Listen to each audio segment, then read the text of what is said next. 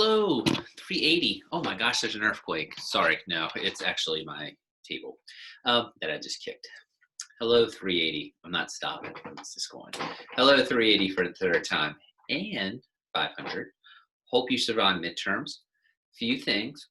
One, I'm going to apologize here. I was in the goal of getting all midterms grades in and everything for everyone. I'm a little behind on grading. I'm recording this on Friday, October 9th, late afternoon. I will try my best to get most of the grading done this weekend. If I don't, I promise to have it done early next week, but I just wanted to make sure I owned up to it. It's one of those things, teaching you get behind on grading, and I'm feeling the pinch right now. So I will do my best to make sure that it's all caught up by early next week. It should be, but just in case, I want to go ahead and give the apology. Next thing, I'm going to go ahead and share my screen. Sorry if you hear my chair. I think I've said before, squeak. I'm in my house. It is noisy, and it sounds like someone's strangling a bird or something, but it's actually not happening like that. It's just loud. Oops, no, we don't want that. All right, there you go. A few things. One, hopefully, I'm sure I have had a few questions on lesson plans, but it sounds like everything's went kind of smooth. I will check those out. I will also own up, I will have your QR code grades probably done pretty early next week. Lesson plans sometimes take me a little bit, so that might be a little slow feedback, but I will try my best to get them done as soon as I can. I'm actually looking forward to reading them. Your all's work so far has been awesome, so I'm really actually kind of assuming that the week 7 lesson plans will be fantastic. Also, I caught something, and this is 1,000% on me, and I'm going to actually let it to your benefit. This week, if you look here, I'm going to happen to open this up for anyone, but there is what we're going to be doing, but it says discussion 6. The week before, the lesson plans was discussion 5, but I don't think I opened that board up. It was up, but I never gave you access to it. That's not your fault. That's my fault, 1,000%. Because of that, on the discussion board, you can either do discussion 5 or discussion 6. I'll show you real quick on the forum. I caught that and was like, oh, well, there's none to grade, and that's why. So both prompts are actually here, and you can pick which one you want to answer. And don't worry, I will give you get a freebie. It's probably for discussion 5, I'll probably just give everyone full credit. Actually, there's no problems about it. I will. So with that being said, own up on that goof on my part. The other thing, since I'm looking at it, you may notice in the next week or so, since we're at midterm, I'm probably going to clear out the first half stuff off of here, so it's just not junking up the board, so you probably won't be able to see that. I haven't closed it out yet. It'll probably be in the middle of next week sometime. And finally, there was an email that went out, actually off of course announcements. Hopefully you caught it. It says potential workshop. That workshop is happening at that time. Don't worry if you can't attend, it's not a requirement. I will let you out of the discussion board and blog this week if you can come. It's actually going to be sponsored by KDP. If anyone in here is into KDP, I know actually some of you are into KDP because I met you at the KDP induction ceremony.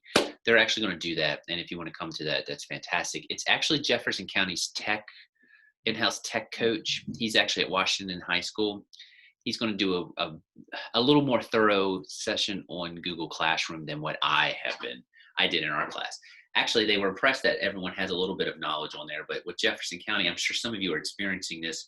Hopefully you got your domain names if you're in 370, 443, or any of those classes. I was kind of working back and forth with them to kind of get those going. He's going to come in and just give you a little more of things that you can add and bells and whistles and any questions. Again, not a requirement, but on the 27th, it looks like it's going to be at 3 o'clock. Actually, it's going to be at 3 o'clock.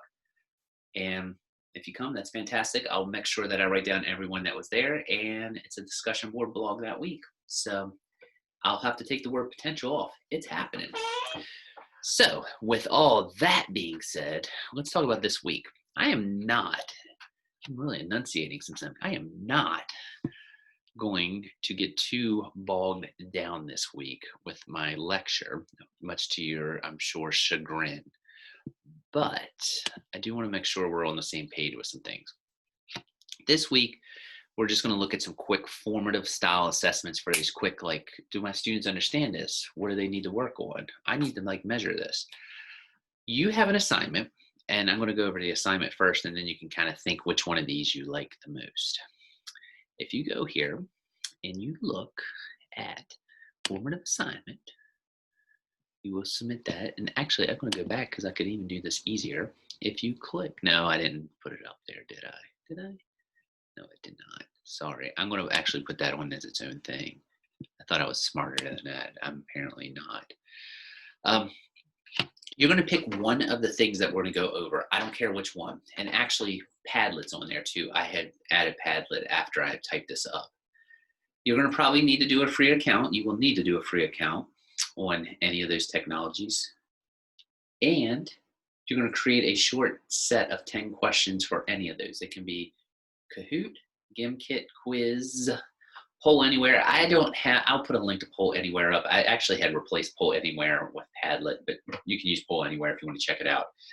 Socrative and Brain Pop. I need to update this list, and I probably will now that I'm looking at it. Brain Pop, we've had some problems with now that I sit here and think about it, because I think in the summer, some of the accounts are tricky to get. If you have a Brain Pop account and want to create a set of questions, you're welcome to do it. Some people seem to have been able to get it, some can't. So I actually have moved it up there. You probably know Brain Pop. It has the robot and the young boy, and they have adventures in questions and such. Basically, you just need to pick one of those and create a set of 10 questions and submit the link. Neither here nor there. But you're probably saying, well, what are these things? And some of them I have a feeling you know, and some of them you probably don't. And that's okay, because that's why we're here. Maybe. But it seems like we may have lost any ability to go back. Let's see. We did it. All right. Sorry, I'm tired. It's been a long week. If you go on here and you click formative assessment, and just so we are all on the same page, when I'm talking formative assessment, I'm talking about just getting that instant, not a summative assessment like a big test or a big project or a big paper or something like that. I'm just talking about something you're getting an instant feedback, kind of whether your students understand something or not. I just kind of consider all these things formative type assessments because that's mostly what they're used for. They may not always be the most detailed things, but at least you get an understanding of what your students know and what they don't know. And actually, most of these things have things that you can download, and you can kind of go from there. Here are the choices. I'm going to give you just a quick rundown on each and kind of go from there. And you, again, can pick whatever one you want. I have a feeling most of you will probably pick the first one, so I'm just going to go ahead and talk about it. And that's Kahoot. I have a feeling most of you, if you are especially been in high school or middle school in the last 5 years, know what Kahoot is. But Kahoot is a question system. I'm going to go in here and log in. You should be able to join for free. Now, here's where I'm going to be embarrassed is I haven't signed into Kahoot in a little bit, probably since the summer, and I'm hoping my password does not need updated, and it does not. But of course, maybe later. Kahoot has actually had a lot of updates in the last year or so, but it seems always changed. But I like Kahoot. I used Kahoot a lot. As you can see, I have 62 that I had made over the last few years when I was teaching middle school. I also did History Bowl. If anyone's familiar with that, we did a lot of History Bowl review. I've actually done some in other classes in Shepherd at this point now. But as you can see, it is very simple. There's all mine. You can download results from this and kind of analyze it when you start to get into your EdTPA stuff, which I know no one's in that yet, but when you do, you can start to kind of analyze like what students' weak points are and what they know as far as questions. That's how I used it. As a social studies teacher, it might have been map related, and students couldn't locate a point on a map. I could go in there. Kahoot's also nice because you can do searches where you can find different types of things, like pre-made Kahoots. Let's see, I'll show you, maybe, possibly. Those are my Kahoots. Where is the search Kahoots? All right, hold on. Search Kahoot. Show more. Oh, there you go. Top picks. There you go. Sorry. Discover Kahoot. Sorry, a little rusty. As you can see, you can type in there and you can find different things. See collection. I used to do, well, there's Marble Science. That sounds very exciting. Vocabulary, different things like that. Oh, there we go. I was going to say I'm stalling like I can't find it and it was just loading. Like, for example, if you don't want to make one, you might do World History, AP. And if I hit search, there are Kahoots. And you can click this. Now, you're probably saying, he keeps talking about Kahoot like I know what it is. And I'm assuming you do. But if you do not, you just click this. And what it does, this is a set of questions. And students, I don't have anyone to play Kahoot with. So I'm sorry, I'm not going to be able to teach. You can assign Kahoots now too. I'm sorry, I didn't even do that. I always did classic. And as you can see, that very famous noise. And with Kahoots, it'll come up with a pin. Your students will be on a device of some type. They will go to Kahoot and they will enter that pin and their names will come on here. Now, with that being said, I want to say a few things about Kahoot. I like Kahoot. It's fun. I would establish firm guidelines to Kahoot for playing like volume type things because Kahoot is fun. Students get very competitive in it, and it has a leaderboard and such. It seems like whenever things go out of control, who always walks in? Some administrator. So I would maybe just say, you know, I used to let my students cheer, but they had to silently cheer. Like, if not, we were done. It just sometimes it just gets a little too boisterous. It's fun though, so that's one thing. I would put names on there, and actually, I'm glad I just said names. Another thing about Kahoot, I would make sure, and this kind of goes into your classroom management, control, and just establishing, you know, just making sure students know you have final say. I made my students, they could do one of two things. If we were actually reviewing something, I just wanted their real name.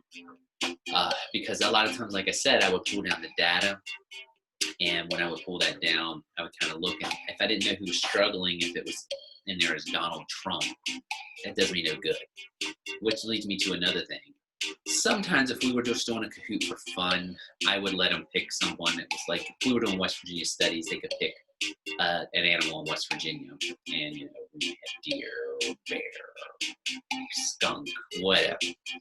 That was fine. But most of the time, I like my students use their real names. Once, that's just the search aspect of Kahoot. We're going to leave that Kahoot. And I'm going to go back to my Kahoot. Sorry, it took me a minute to get going here.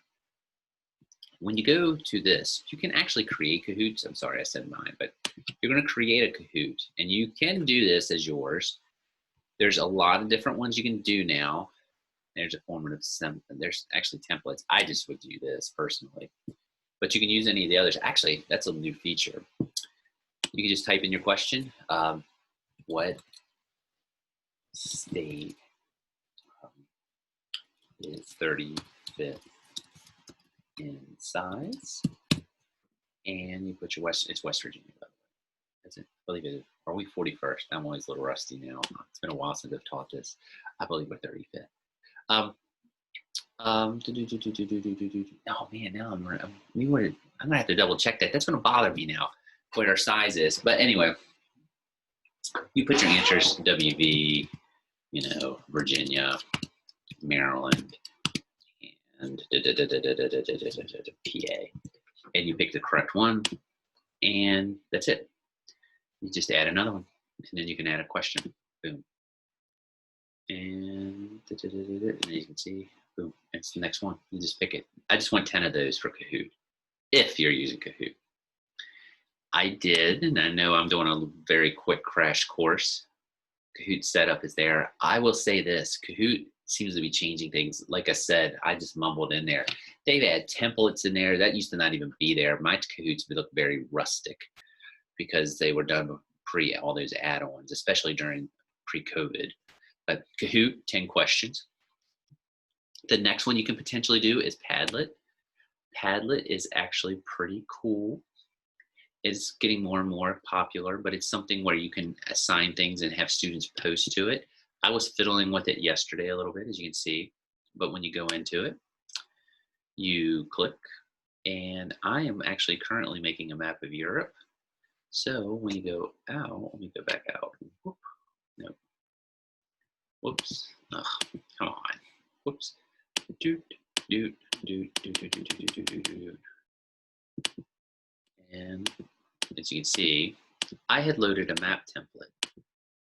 And what I can do on my map template is pick points and add, for example, Greenland. And I'm kind of jumping all over the place here, so I promise I will go back, but I'm just going to show you a feature. And I can drag, add things in there. Some of this I just want you to fiddle around with, but I can add something and have my students go back to on the map and actually identify that or find it or study it. Let me just go back here, and as you can see, it's there. So, and there's another point that I did with the UK, and students can fish around. Now, I know I jumped there. I was a little quick. Don't hold that against me. But if you want to make a Padlet, what happens is again, students can go in there and join it. There's different walls, different setups. I did map just because I know it. Timeline is really cool. That's something you can do, obviously, for something. And of course, you can title and fill in all this stuff, but I'm not going to see it. Well, why not? All right, world history and description practice. And there's a link that you can send, and students can join your Padlet.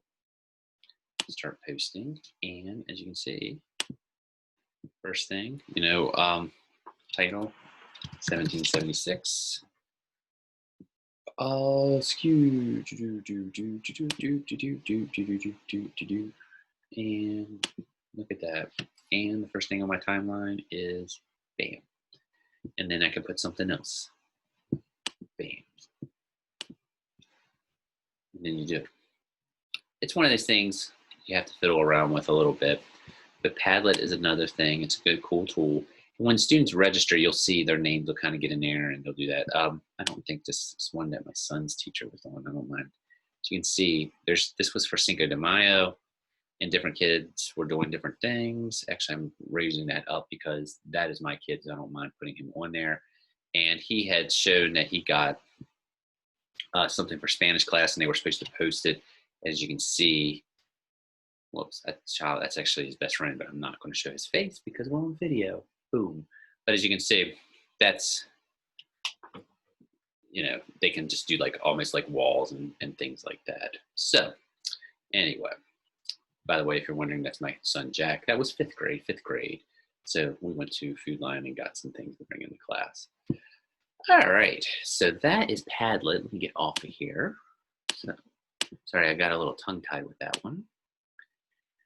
Here's some others. I'm not going to go through these word by word and screen by screen because they are there. And I kind of think it's good for you all to go in and discover these a little bit. But GimKit is starting to become very popular. I will pull this up just to show you. But it's something where students basically answer questions and they earn credit, and they can like purchase things, I guess like emojis and stuff like that. A lot of teachers really, really, really like it. As you can see here, Elizabeth Howe actually says, kids spent the entire hour on GimKit for a review today. 100% engagement on personal devices. Never seen anything like it. I mean, if Elizabeth Howe's saying it, it must be good. I used it slightly. I was kind of just getting ready to come to Shepherd my last quarter at the school that I was at. So, and the students did seem to like it. I was still kind of fiddling around with it. It's something you can try. A lot of students in the field that I've been kind of talking to that really do like it. So this might be something you might want to try. Again, there's a video. Quiz is another one where it's kind of like a Quizlet type thing. Quizlet Live I didn't put on here, but that's something else you could do. But again, similar thing. It's that Q&A formative type assessment. Socratic. I actually put a news story up on Socratic. I'm just going to click it to give you an idea what it is. School kids and college students get a lot of help with homework using apps on their smartphone. And while there are many homework helper apps available, it's been named Google's App of the Year for 2017. Our consumer technology reporter Jamie Tucker takes a look at the app that Google says blew their minds. I think Google One of the owns best it now. kept secrets for high school and college students is out of the bag now that Google has named this app the best app of the year. It is a homework helper app, and by homework helper, I mean it actually does the homework for them. Socratic is an app for all devices that can actually look at homework problems and do them. It's a snap, really. It works by using the phone's camera to take a photo of the problem. And we're not talking about simple arithmetic either. Watch this. This homework problem asks for a diagram showing all the possible blood types of a child born to a mom with blood type O and a father with the blood type AB. Fairly quickly, Socratic created the diagram and even explained how it came up with the answer. It also provided more detail on blood types and a video lesson. Socratic gets the answers with the help of artificial intelligence, college graduates, educators, historians, mathematicians who are on call, so to speak. Socratic says its intent, though, is not simply giving the answers, but teaching students how to answer them. The digital tutor understands and can help students in any school subject, and it is mind-blowing to see this app in action.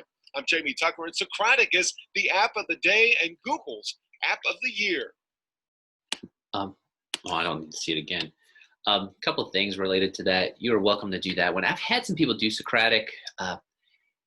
It's another one, just like with Kahoot, everything's changing so fast with the COVID, and they're adding more bells and whistles. Hopefully it works pretty smoothly. I do have directions, which, by the way, I'm glad none of these things. You ever looked at YouTube and you're wondering, why is this stuff popping up? I don't even watch Saturday Night Live, but it pops up. But I don't know. Maybe it's something because of the politics or something. But anyway, you don't care about that. There is a video again on Socratic. I tried to do short videos for you. The only one that I think is a little long is Gimkit. And I just want you to do the nuts and bolts. 10 questions, boom.